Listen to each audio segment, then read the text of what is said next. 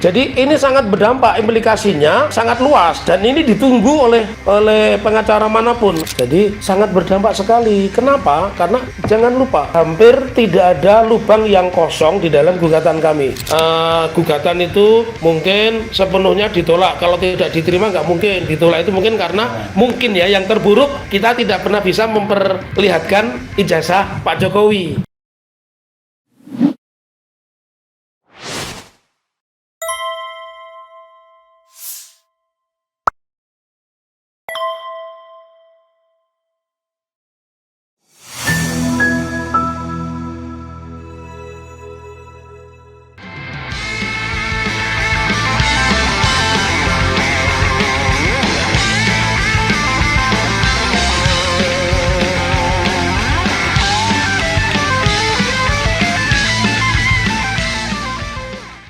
Sendiri bagaimana pendapat Bapak untuk dari Bapak Menko PMK kehadirannya di Solo? Saya menilai kehadiran Menko PMK atau Pak Pratikno itu bentuk kepanikan karena baru terjadi di negara kita ini ijazah itu 3 bulan bisa berubah, tidak pakai embus, tiba-tiba pakai embus, tidak ada watermark, tiba-tiba pakai watermark, dan mungkin dalam rangka itu. Nah, terus ada lagi pertanyaannya Pak, karena nanti kami juga punya hadiah kepada orang-orang yang punya andil dalam ijazah. 2 orang itu sering disebut tapi tidak pernah ada di persidangan. Nah, nanti kami hadiahi. Namanya siapa? Namanya Mas Anggit, dan satunya lagi Insinyur Pratikno, nanti akan kami hadirkan. Menurut Bapak sendiri apakah etis hal tersebut? Maksudnya? Dari hadiran. Ya menurut saya Prabowo tidak punya wibawa. Dia menterinya Prabowo kok. Memangnya Pak Jokowi siapa? Kan menjadi kontroversi. Di satu sisi Pak Jokowi menurut kuasa hukumnya bukan pejabat negara. Nah, kalau bukan pejabat negara, kenapa seorang menteri koordinator PMK kok ada di rumahnya yang bukan pejabat negara? Izin dong. Jadi nggak bisa menteri itu seperti copet itu nggak bisa, seluman selamat itu nggak bisa. Menteri itu sebutannya pembantu presiden. Ada lagi? Untuk nasihat kepada Pak Prabowo dari Pak Taufik sendiri apa? Pak Prabowo itu udah capek, mundur aja Pak. Anda nangkep Silvister aja nggak bisa, apalagi nyelekan ijazah. Saya sudah nggak percaya sama Pak Prabowo. Saya dukung Pak Prabowo 2014-2019 ketika bersekutu dengan Mas Gibran, ya saya anggap dia bagian dari oligarki. Jadi Pak Prabowo sendiri menurut Bapak nggak bisa menyelesaikan kasus ijazah ini? Saya yakin 161% Pak Prabowo nggak bisa. Ya, kalau dia menyelesaikan Silvister Matutina aja nggak bisa. Dia Pak Prabowo itu ya seperti dalam videonya itu omon-omon. Ya. Kalian dari mahasiswa ya, kok pertanyaanmu kritis gitu. Oke, makasih. Monggo yang lain silahkan. Mudah-mudahan hari ini ada perkembangan bagus ya. Perkembangan bagus itu begini.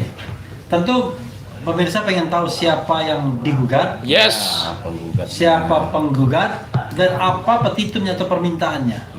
Terkait ijazah Jokowi. Ini saya jawab. Biar jadi inilah kelebihannya kalau saya podcast sama RH itu banyak yang berkomentar, banyak yang mengikuti, bertanya, ya karena memang kebetulan matching, kami berdua ini matching ya. Ini saya kasih tahu dulu, ini saya bocorin ya. Keduanya ini dulu mantan wartawan. Jadi beliau wartawan, saya juga wartawan. Kalau dulu berarti wartawan, bukan mantan wartawan. Ya dulu wartawan, iya dulu wartawan. Sekarang mantan. Ya dulu wartawan, beliau wartawan, saya wartawan juga ya. Nah, saya ingin terangkan siapa penggugatnya supaya berbeda dengan yang lain. Dan tadi mengatakan negara dalam hal ini Rektor UGM, Wakil Rektor UGM sebagai institusi dan kepolisian sebagai institusi negara supaya bersikap dan berbuat supaya jangan memakan korban begitu banyak ya. Apa yang kita lakukan? Maka kita mendasarkan pemberi kuasanya atau prinsipalnya adalah 2 alumni UGM. Siapa? Yang satu bernama Top Taufan Hakim. Dia alumni 2002 Fakultas Ekonomi Manajemen ya. Kemudian yang kedua Bangun Sutoto ya. Bangun Sutoto ini alumni 2017 ya. Ya dia Dia dari Fakultas Ilmu Politik ya. dari Fakultas ilmu politiknya. Jadi dari keduanya ini, satu, kalau nanti dipertanyakan loh, you siapa? Kan punya legal standing. Itu pertama. Yang kedua, dia warga negara Indonesia. Dan yang ketiga, dia membayar pajak karena itu dia memiliki alasan supaya isu ini tidak liar dan tidak memakan korban, negara harus bertanggung jawab. Lalu siapa yang digugat? Yang digugat tentu saja Rektor Universitas Gadjah Mada. Kenapa rektor? Rektor selalu dengan narasi. Kata-kata ini saya ulang lagi. Dengan narasi, tidak pernah dengan bukti, mengatakan awalnya meyakini. Kalau meyakini itu kan berarti dia tidak pernah melihat langsung. Meyakini bahwa ijazahnya Jokowi asli dan tidak pernah diperlihatkan hingga hari ini. Ya, dia selalu mengatakan, bahkan yang terakhir mengatakan kita mengakui jasa Jokowi asli. Kita kan tidak bicara akui atau tidak akui, tapi kita bicara apakah jasa itu benar asli atau tidak asli. Lalu Wakil Rektor 2 itu selalu menyebutkan proses pendidikannya seperti ini. Dia ikut KKN di Desa Wonosegoro, dia ikut menyusun skripsi, pembimbingnya ini dan sebagainya, walaupun itu sudah ditolak oleh mereka yang disebut pembimbing dalam hal ini Pak Kasmujo. Nah, itu alasannya. Yang ketiga, kenapa kita memasukkan kepolisian? Karena kepolisian kan menyimpan ijazah dan kemarin ditunjukkan. Kepolisian Republik Indonesia ya? Ya, Kepolisian Republik Indonesia itu menyimpan ijazah. Artinya begini, tadi juga ada di wartawan ditanya ketika di pengadilan, lalu bagaimana kalau ijazahnya itu tahan sebagai barang bukti? Justru gampang, polisi itu kan satu, mau polisi Surakarta, polisi Semarang, polisi Jakarta, polisi Banten, polisinya satu, kan mudah itu ditunjukkan. Nah, terakhir Universitas Gadjah Mada sebagai institusi juga kita masukkan sebagai turut tergugat. Kenapa? Biar dia berbuat, ya, biar dia berbuat, jangan seenaknya. Dan Pak Jokowi sebagai tergugat utama tentu saja berkewajiban kalau di depan wartawan Kompas secara eksklusif mengatakan, saya akan tunjukkan di depan sidang, di depan wartawan yang lain lebih kurang 12 wartawan juga mengatakan begitu, ya. Tentunya itu kalau beliau ini seorang presiden yang bertanggung jawab, seorang pejabat negara bertanggung jawab, dia akan gentleman datang ke pengadilan dan membawa ijazah, selesai. Kalau tidak, ya seperti yang banyak dikatakan, berarti kalau dia memiliki asli berarti dia ingin menghukum warga negaranya. Kalau dia tidak memiliki jasa asli mengaku-ngaku, ya mestinya Pak Jokowi yang harus diproses, bukan seperti yang terjadi Ibu Wakil Gubernur, ya. Ibu Wakil Gubernur di mana itu? Bengkulu, ya? Bukan, Babel di Bangka Belitung. Di Bangka Belitung itu sudah ditetapkan tersangka dan pasalnya berlapis-lapis. Kenapa ada disparitas pidana? Saya kembalikan, nanti saya diprotes. Ini jadi saya sebagai hostnya diem aja. Nah, Bang Refli biasanya begitu. Nah, ini saya kembalikan lagi aja tanya jawabnya.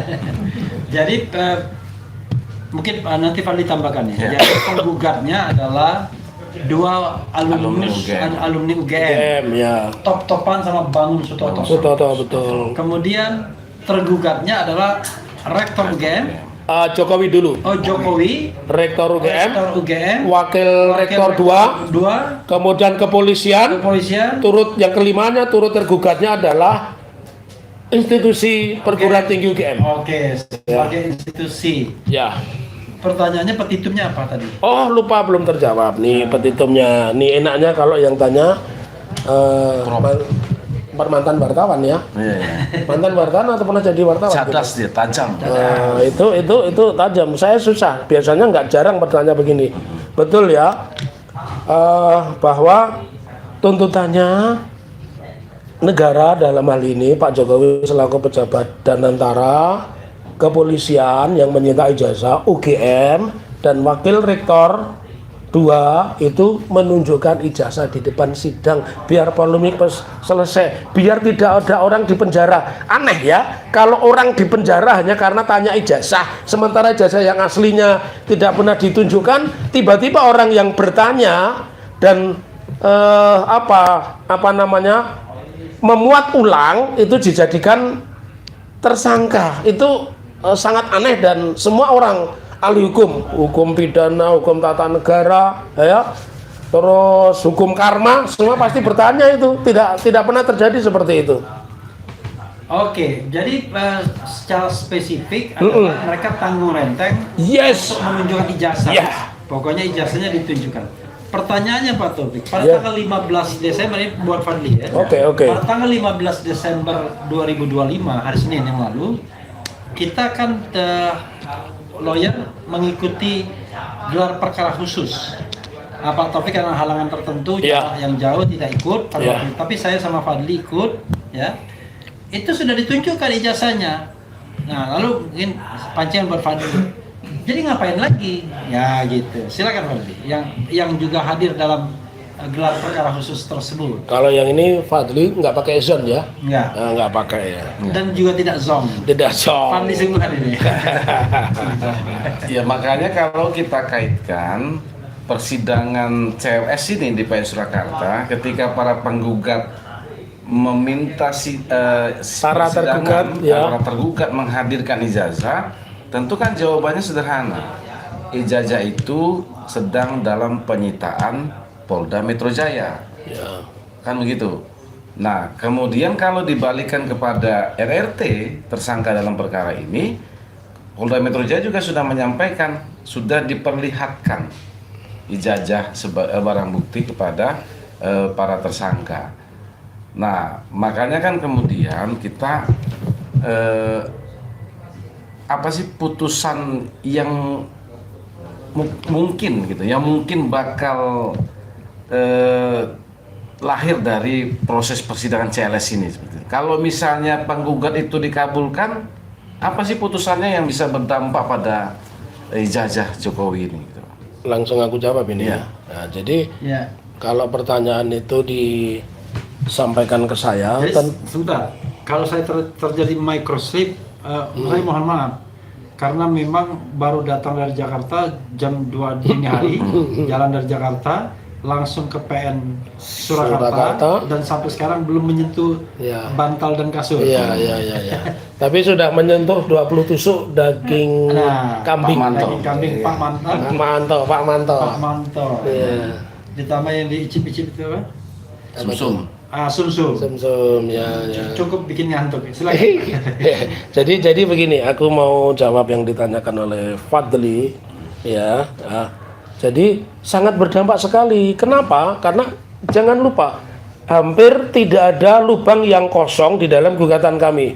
Tadi disebutkan polisi sudah masuk pihak. Oh, Iya, polisi masuk pihak sebagai tergugat empat, tergugat satu adalah Dr. Andes Insinyur Haji Joko Widodo, Iya, betul, tergugat dua adalah Rektor Universitas Gadjah Mada, Iya. tergugat tiga adalah Wakil Rektor 2, Iya. dan tergugat empatnya adalah kepolisian. Oke. Jadi kalau kita bicara polisi kan sama aja kan, mau polisi dimanapun orang namanya, misalkan Polsek, Kepolisian Negara Republik Indonesia, Betul. polisi sektor, kan begitu kepolisian sektor. Nah artinya Kecuali kalau direformasi ya. direformasi, tapi kayaknya susah itu Bang Refli ya. Kalau kita lihat bagaimana ada peraturan polisi nomor 10 ya yang sudah bisa mengeliminir pekerjaan Komite Reformasi Kepolisian. Oke lah, kita kembali lagi. Jadi ini sangat berdampak, implikasinya sangat luas, dan ini ditunggu oleh pengacara manapun, karena tanggal 26 yang akan datang yang namanya Subhan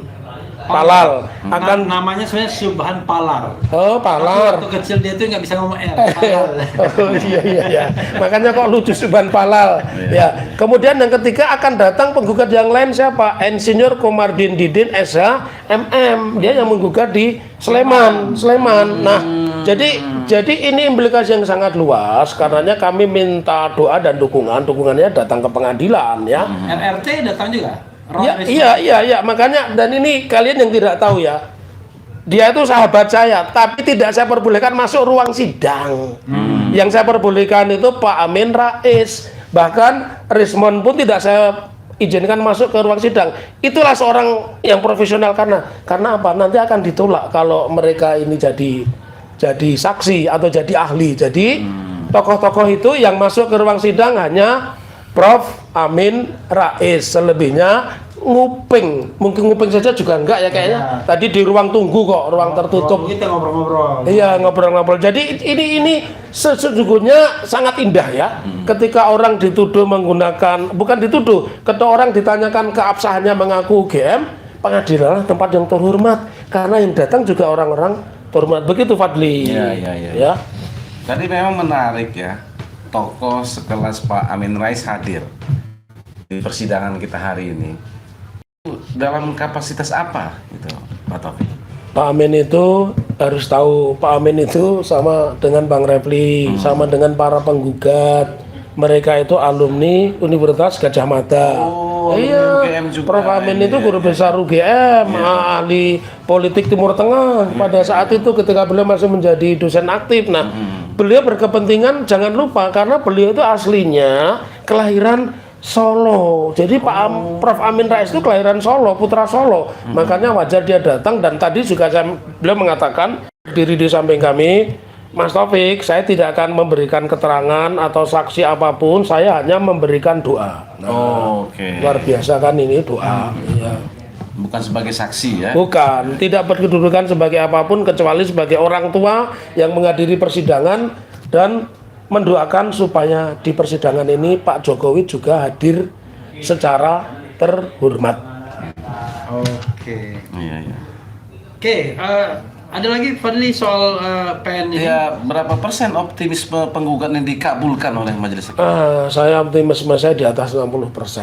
Cuma 20%? Di atas 60%. Karena diterima ditolaknya lemes ini kan? karena ditolaknya eksepsi oleh eksepsinya Tergugat, Pak Joko Widodo, ya. eksepsi Rektor UGM, eksepsi Wakil Rektor 2, eksepsi Ditolak. kepolisian, itu menandakan bahwa hakim ini berwenang. Kalau hakim berwenang, pengadilannya berwenang dan tentu juga bisa memutus begitu. Oke. Tapi tentu ada pertanyaan independen Oke. ya. Kemarin di suatu tempat saya mengatakan, apakah Anda meragukan independensi? Saya balik tuh yang nanyanya. Are you Iya. sure Siapa? kita sudah independen? What is the name? Kompas lah TV. Oh, iya, Kompas TV. Jadi are you sure kalau Iya. sudah independen? Kalau saya mengatakan bahwa pengadilan tidak independen, kemudian tidak penyidik ya tidak Iya. independen, kemudian saya mengatakan juga unequal treatment, Iya. memperlakukan Iya. para pihak itu tidak equal, Tidak equal. kemudian unprofessional tidak Profesional, profesional, ya. unproporsional tidak Tidak profesional. Apakah saya salah mengatakan demikian? Karena itulah yang kita alami kan Ya. dalam hal misalnya pembuktian ijazah ini yang kita hanya diperlihatkan pada saat terakhir yes. injury time dan tidak boleh diraba. Ya.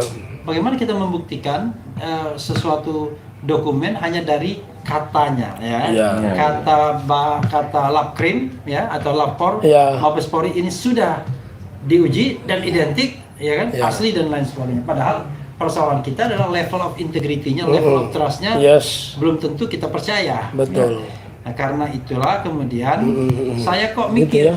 Gimana? apa iya Pengadilan Negeri Surakarta ini berani? Heeh. Karena hebat sih memang berani menolak eksepsi. Iya. Karena subhan palal tadi ditolak. Ditolak. Yang terbaru ya itu ya. Baru dinyatakan tidak dapat diterima. Diterima, kan? ya. Seperti eksepsi pihak lawan Diterima, dikabulkan.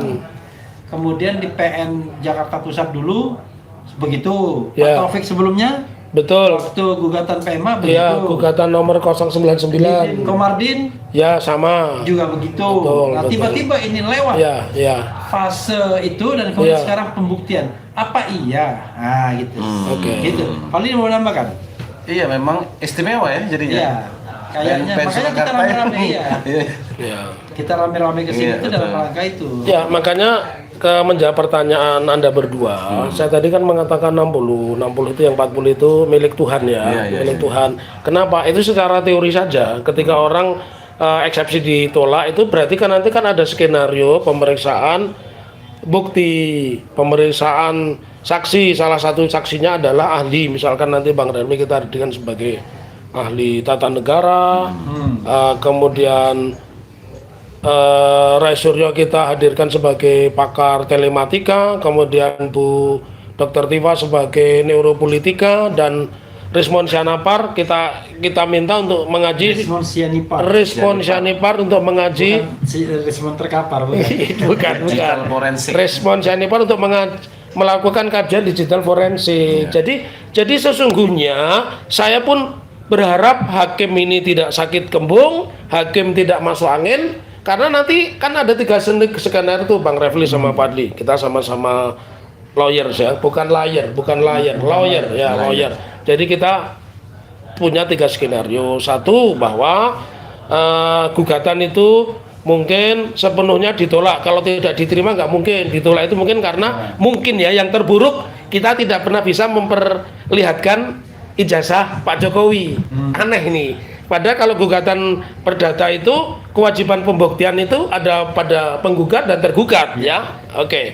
Kemudian jadi bisa saja nanti karena kita tidak mampu menghadirkan ijazah asli dan sepertinya itu seperti belut putih kecemplung tong yang berisi oli juga ya kan, susah banget itu nangkepnya begitu ya.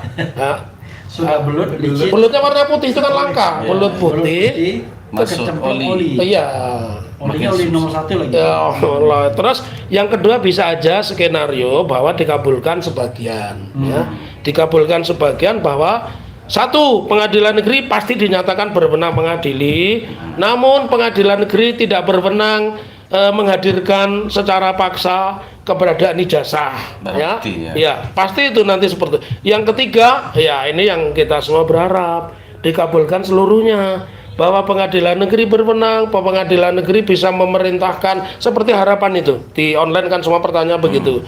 Ada Bang Taufik, tolong pesan kepada hakim untuk menghadirkan ini, sudah saya sampaikan ya. Yang ketiga bisa saja dikabulkan semuanya bahwa hakim akan memerintahkan kepada yang namanya Dr. Andes Insinyur Haji Joko Widodo untuk datang ke persidangan atau kuasa hukumnya atau orang yang dikuasakan untuk datang di pengadilan menunjukkan ijazah. Itu selesai, dan itu yang diharapkan oleh jutaan pasang mata yang ada di Indonesia atas persidangan di Surakarta. Nah ini saya justru mau tanya ini sama Bang Refli ya, pakarnya tata negara. Boleh nggak saya mengatakan saya menggugat UGM dan rektor karena dia penyelenggara negara, boleh nggak? Sah tidak saya mengatakan bahwa mereka ini penyelenggara negara? Karena di dalam eksepsi mereka mengatakan perguruan tinggi itu bukan penyelenggara negara. Nah ini aku mau tanya sebagai ahli tata negara gimana menurut? Jadi kita pendekatannya dua, pendekatan kelembagaan. Ya. Jadi lembaga itu ada yang namanya lembaga negara. Lembaga negara. Ada lembaga yang bukan lembaga negara. Bukan lembaga negara. Lembaga swasta kan. Ya. Nah, lembaga negara itu adalah salah satu pendekatannya adalah biaya biasanya. Biaya gitu ya. Sepanjang dia dibiaya oleh negara, maka bisa dikatakan lembaga negara. Oh, salah satu indikator. Terus indikator yang lain. Jadi untuk indikator pertama itu biaya. Tetapi tentu proses penyelenggaraan institusi tersebut banyak melibatkan negara kan? Iya. Seperti misalnya dalam pemilihan rektor. Kita tahu kan ada suara menteri dan lain sebagainya. Kemudian penyebutan negeri kan begitu. Kalau kita bandingkan ada perguruan tinggi negeri, perhitungan swasta. Kemudian kita juga lihat status dari pegawainya yang masih mayoritas adalah ASN, aparatur sipil negara. Ada juga yang memang pegawai yang kontrak ya. Dosen kontrak ya. Dari situ maka kita tidak bisa mengatakan UGM itu bukan penyelenggara negara, bukan institusi yang terkait dengan negara, dan kemudian rektor UGM itu penyelenggara negaranya, kan? Karena itu menurut saya kalau mereka berkelit bahwa bukan penyelenggara negara nggak bisa. Satu lagi misalnya ya, misal apakah rektor itu terkena kewajiban untuk menyerahkan LHKPN? Kalau pejabat rektor terkena dong. Kan LHKPN itu kan laporan harta kekayaan penyelenggara. Jadi salah satu unsurnya itu. Jadi kita banyak ukuran untuk mengatakan bahwa dia adalah penyelenggara negara. Nah, dalam perspektif good governance, clean government, biasanya institusi-institusi yang apalagi fully funded by the state gitu ya, itu biasanya terkena kewajiban-kewajiban untuk transparan, objektif, ya kan. Jangan lupa juga Bang Refli, UGM kan punya kewajiban membayar pajak juga. Ya. Dosennya terima gaji, bayar pajak, Ya. biaya penelitian dan segala Karena macamnya. itu menurut saya kalau dia mengatakan bukan penyelenggara negara, Iya. aneh. Karena Oh. semua kita penyelenggara negara, Iya, cuman ada penyelenggara negara yang pejabat negara. pejabat negara, ada yang bukan pejabat negara. Ya. Jadi intinya adalah dia menyelenggarakan urusan negara. Nah, urusan apa yang diselenggarakan? Iya. Urusan di bidang pendidikan. Pendidikan, Saya betul. bilang pendidikan itu bukan urusan negara. Iya, iya. Nah, dia menyelenggarakan sebagian urusan pendidikan tersebut. Tentu tidak Oke. semuanya. Iya, Kan, tetapi dia menyelenggarakan urusan negara di bidang pendidikan dan karena Iya. itu dia oleh negara. iya, iya. Nah, itu karena itu saya kira dia terkena kewajiban-kewajiban seperti Kewajiban. yang diinginkan oleh pihak Pak Taufik. Oh, Begitu. terima kasih. Salah satu pertimbangan hakim sepertinya seperti itu. Jadi netizen biar tahu ini apa yang kami lakukan ini akal waras bener, punya legal standing, punya tujuan, tidak punya tendensius begitu. Kalau Fadli gimana Ya, Fadli? kalau perguruan tinggi negeri itu kan bagian dari Menteri Pendidikan. Oh begitu Menteri ya. Pendidikan mendelegasikan kewenangannya kepada Kemenristek Rektor. Dikti ya, Kementerian Ristek Ristek Pendidikan Tinggi ya. mendelegasikan sebagian kewenangannya kepada rektor ya, ya, untuk ya, apa menyelenggarakan pendidikan. Iya, iya. Nah, ketika rektor Unila Lampung ya. ditangkap KPK. Oh iya. Nah, Ingat karena ingat aku. apa? Karena dia penyelenggara Betul, negara menerima betul. suap. Iya, gitu iya, loh. iya, iya. Jadi ya konteks itu melekat Ah. sesuai dengan Undang-Undang KKN, termasuk dalam beberapa kategori penyelenggara negara. Oh. Jadi saya kira itu mereka hanya mencari-cari alasan saja. Iya, iya.